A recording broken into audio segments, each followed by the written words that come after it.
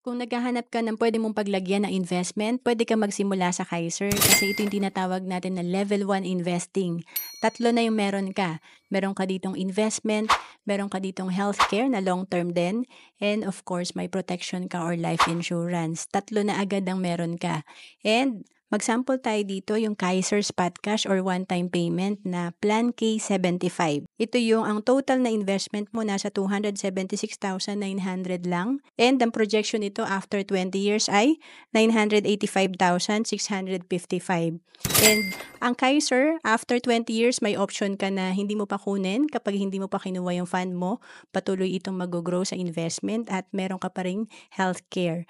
And ang projection nito after 25 years, nasa 1.5 million. After 30 years, 2.5 million. Kaya maganda talaga mag-start tayo ng maaga para mahaba yung time na pwedeng mag-compound yung investment natin.